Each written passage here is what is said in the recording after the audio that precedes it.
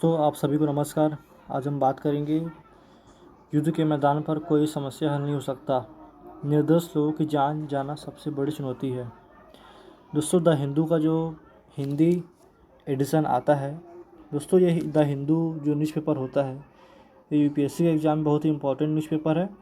इसका जो हिंदी कंपाइलेशन है, हिंदी समरी है, इसकी हम आज चर्चा करेंगे। इसमें बताया गया कि युद्ध के मैदान पर कोई समस्या हल नहीं हो सकती, निर्दोष लोगों की जान जाना सबसे बड़ी चुनौती है।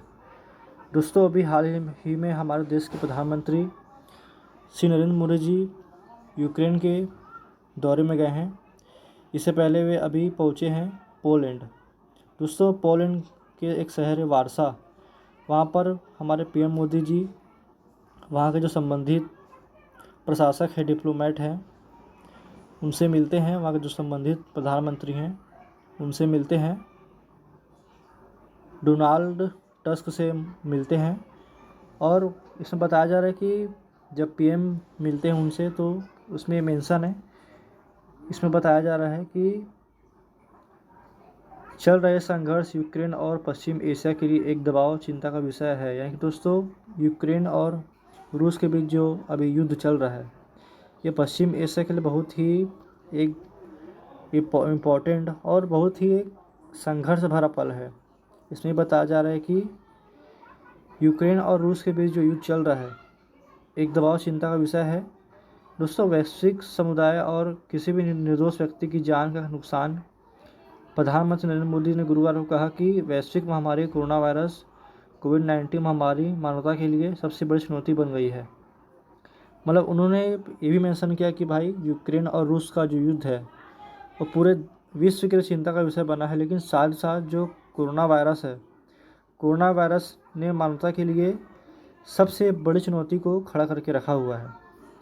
आपने देखा कि हमारे पूरे देश ने कैसे कोरोना वायरस से लड़ा और उस पर विजय प्राप्त की। दोस्तों, पीएम कहते हैं कि सबसे बड़ी चुनौती बन गई है कोरोना वायरस। साथ ही साथ भारत और पोलैंड ने संयुक्त राष्ट्र सुरक्षा परिषद के गठन की घोषणा की है। दोस्तों, फिर से रिपीट करूँगा, भारत और पोलैंड ने संयुक्त राष्ट्र सुरक्षा परिषद के गठन की घोषणा की है। रणनीतिक संबंध क्या है? दोस्तों, दोनों देश ने इस बात पर सहमति जताई कि एक योजना तैयार करना है और उसे क्रियान्वित करना है। यानी कि 5 साल की कार्य योजना है, जिसमें 2024 से 2028 तक द्विपक्षीय सहयोग का मार्गदर्शन करेगा। दोस्तों, कई क्षेत्रों में यह भारत की दृढ़ इच्छा शक्ति है। विश्वास की कोई समस्या नहीं हो सकती, युद्ध के मैदान पर हल किया गया। दोस्तों, किसी भी संकट, जान की हानि, निर्दोष लोगों की सुरक्षा सबसे बड़ी चुनौती बन गई है। संपूर्ण मानवता के लिए हम बातचीत का समर्थन करते हैं और प्रारंभिक कूटनीति, शांति की बहाली और स्थिरता। श्री मोदी ने कहा कि द्विपक्षीय वार्ता के बाद टिप्पणी अपने पुलिस के साथ बैठक उनके समकक्ष डोनाल्ड टस्क थे। साथ ही साथ इसके लिए भारत के साथ साथ अपने मित्र के देशों के साथ हर संभव सहायता करने के लिए तैयार हैं, ऐसा मोदी जी कहते हैं। इससे पहले श्री मोदी पुनः श्री टस्क द्वारा प्राप्त किया गया था और गार्ड ऑफ ऑनर दिया गया। दूसरों, द्विपक्षीय बैठक के बाद जारी संयुक्त बयान में कहा गया कि वार्ता के दौरान दोनों नेताओं ने अपने गहरी भावनाएं व्यक्त की हैं। यूक्रेन में युद्ध चिंता का विषय है, इससे भयानक और दुखद मानवीय परिणाम हो सकते हैं। इन्होंने दोहराया कि एक व्यापक, न्यायसंगत और स्थायी नीति की आवश्यकता, शांति, अंतर्राष्ट्रीय कानून के अनुरूप संयुक्त राष्ट्र चार्टर के उद्देश्य और सिद्धांत, जिसमें संप्रभुता और क्षेत्रीय स्वतंत्रता के लिए सम्मान शामिल है। दोस्तों, अभी हमारे देश के प्रधानमंत्री श्री नरेंद्र मोदी जी यूरोप के दौरे में गए हैं। वो अभी पोलैंड के एक शहर वारसा में है।